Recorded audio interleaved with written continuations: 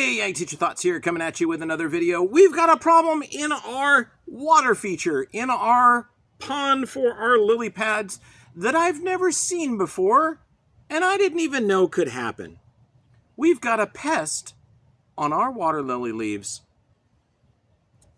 It's all these guys, right down in here and right down over here. And I've never seen them before. Well, I mean, I've seen the pest before, but I've never seen this type of problem on lily pads. So let's bring you in close so that you can see what's going on, and we'll talk about it, and then we'll figure out a solution, figure out what we're going to do with this, because it's perplexing. I didn't know it could happen. Let's take a close look. All right, so these are the lily pad leaves. And I walked by this the other day and I saw all of this stuff on here and I thought, it's just balls of algae. You know, I didn't think much about it. And then one of my family members said, hey, did you know you have this problem on your water lilies? And I said, well, what? What do you mean a problem? I mean, I've seen these little green flies before, which are pretty cool. We'll get a close video. These are like metallic green. I don't know what they are, but they're cool. But these right here are actually what I believe are aphids. And they're aphids on my water lilies. And this right here is where, when I turn the pump on, the air comes up. You can see there's a little goldfish down there too. And some of the aphids are actually underwater and they're still alive. You can see, see this group down here moving around.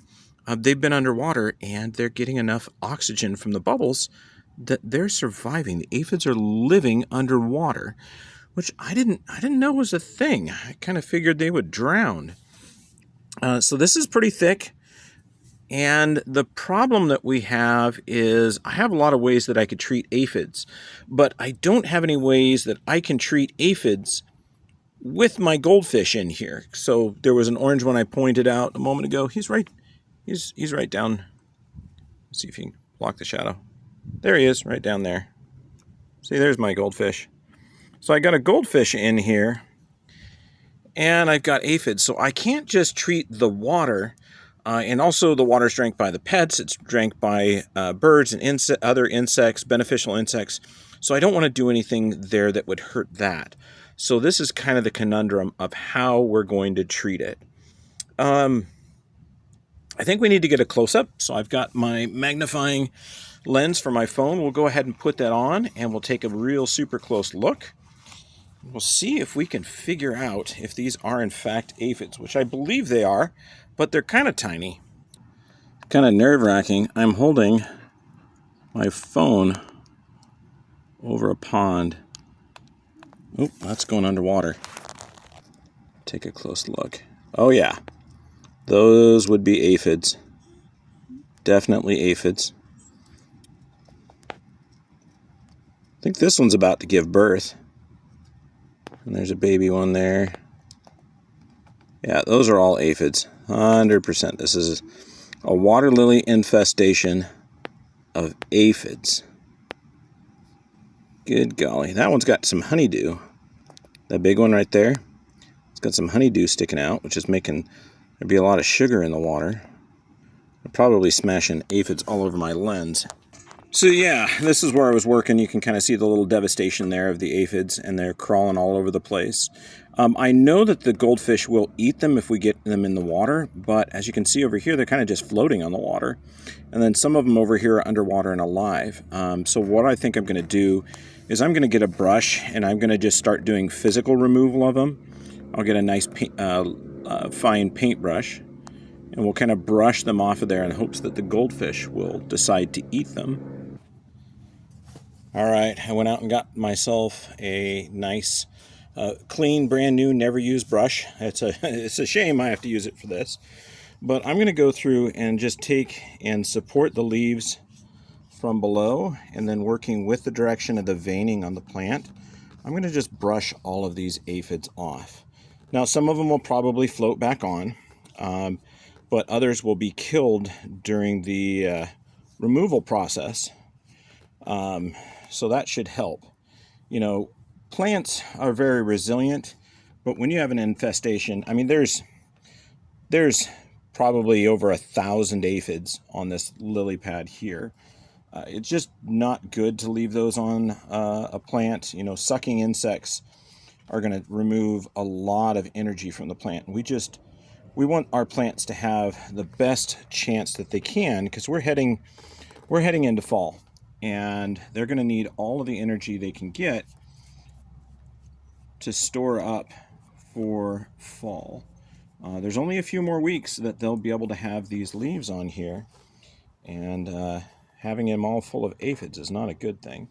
I'm hoping that once I get these removed, that the goldfish that's down here will realize that I just got some tasty snacks off of these leaves and will come and clean them up.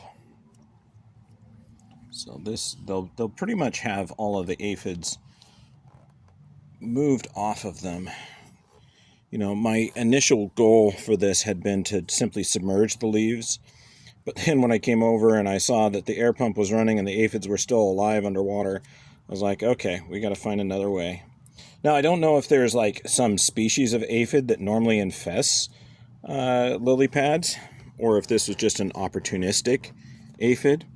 But it's the first time I've ever seen it, and I've had this lily pad for 6 years, 6 years or so. So this is new to me. This is completely new. So we're going to go through and we're going to try to do all the leaves. You can see there's been some damage on this one, which is not good. And they're even on my tiny brand new leaves. That's frustrating. Okay, we'll get them all off here. Now, with aphids, they do reproduce asexually. During the summer months, they'll reproduce asexually. Once you head into the fall, they're going to start reproducing sexually. So the females will start producing male offspring, and those male offspring will then fly. They'll be born with wings. They'll fly out and find females to mate with, and then the female will go and lay eggs, and the egg is the form of aphid that can be overwintered. So the regular soft-bodied aphids doesn't survive the winter, but the eggs do. So they do need to have sexual reproduction in the fall in order for that to happen. Sorry if I'm blocking too much of that. So yeah, that we expect. We expect male aphids in the fall and female aphids in spring and summer. Okay, so that's most of the leaves. I think I got just about all of them done. And yeah, there's going to be some survivors, but I think at this point we're going to do this, and we'll do this a couple of days. We'll come out and we'll do this, and eventually we'll get it to the point where between the goldfish and myself, we'll have this lily pad all cleaned up. So let's see if we can get that to focus for you. I want to focus on the water, not the leaf. There you go. See, those aphids are still alive. So what we're going to do is I'm going to turn the pump back on, I'm going to step away, and we're going to hope that goldfish comes and starts getting some snacks. But that's... Come on.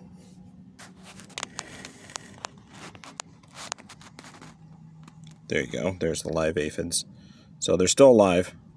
Hopefully this can help us get rid of them. All right. Okay, we got the air pump running again. And what I'm going to do is, I can't just fill this up super quick, but I'm going to do a real slow purge of the water. I'm going to get the water level up to where it overflows.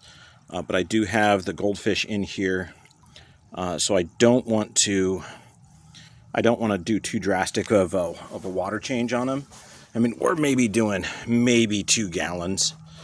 So we're just going to let that trickle up. That'll bring the water level up, and then I'll submerge all the leaves, and I'll try to get the aphids to float off. I think that's a good plan. Yeah, some of them are stuck back down on the leaves again. So this should work. But yeah, this is a totally novel idea. Never thought that would happen. I the other day I was thinking about water lilies and other videos I could shoot and information I could do about those, and I'd never ever thought about pests on water lilies. I mean, you would think that like snails would eat them, and maybe birds would peck at them, or ducks would come and nibble them away, but never aphids on water lilies. That is new to me. All right, so we're going to let this keep filling, and let's go take a look at our other water features and see if we have them there too. All right, so we're up here on our other water features, and I am not seeing any aphids on this.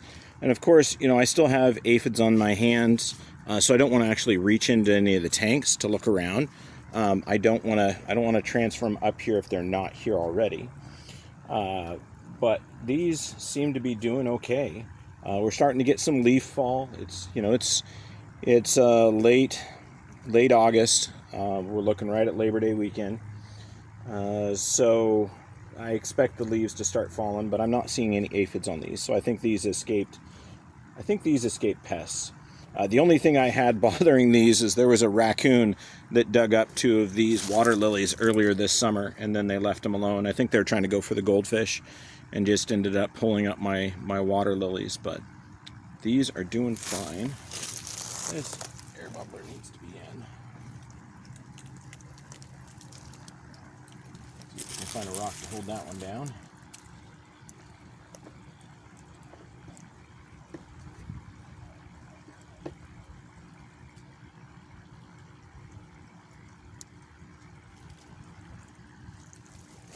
There we go. All right, so yeah, that's that. Let's go back and look at the tank, see if it started to overflow yet.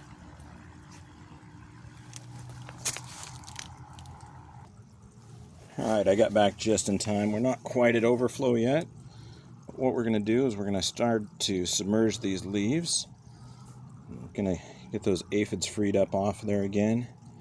As we know, momentarily we'll start overflowing water, and then we can scoot all of the aphids out. I could save them for the goldfish, but there's so many there. I just don't want them to overwhelm. The water lily. They're climbing up on the hose. Wash them off.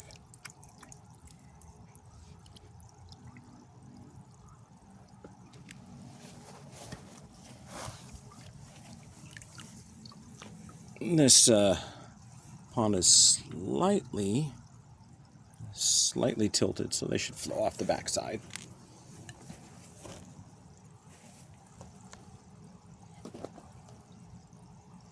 And the stems on some of the newer leaves are shorter, so with them being underwater for a little bit, that'll help protect them from more aphids. Probably want to move this off of there, so they can't just climb right up on the cactus.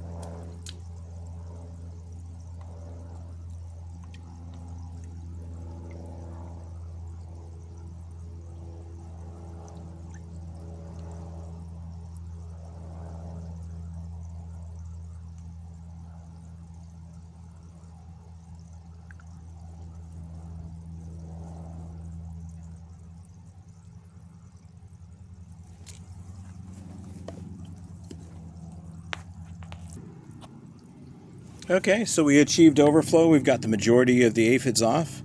Again, there's still a few. You know, I can come in here and take care of those, you know, this weekend and over next week. And by the time we're done, we'll have a pretty good handle on what we need to do to get rid of these aphids.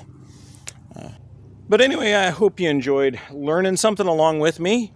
Who knew aphids can infest water lilies? That's a new one for me. So we both got to learn something today, and I am glad you joined me for that.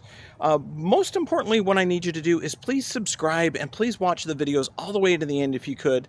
We're really close to having that member watch page, and you know, I'd like to have you know when the videos are uploaded. You know, do all that YouTube stuff. Click the bell, subscribe, you know, all of that. Share with friends. Share with your plants. I'm sure your plants would love to watch me on YouTube. But anyway, I hope you enjoyed. Uh, I hope you learned something. Ag Teacher Thoughts out.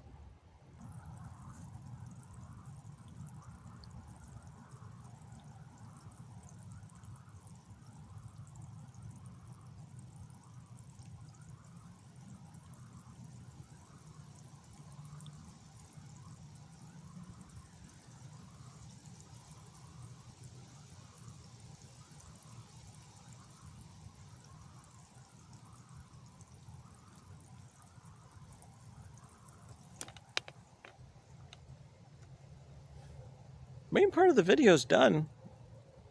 Thanks for hanging out, though, and being the part of the crowd that understands that I started to shoot a little bit afterwards. Let me show you something about this pot that I use for my water garden that some people may not have considered.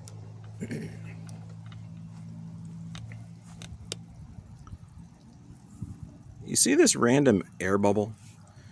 A lot of modern garden containers actually use a rolled edge, so they actually fold this plastic up and around the corner, and it forms a great big hollow space right there underneath the edge of the pot.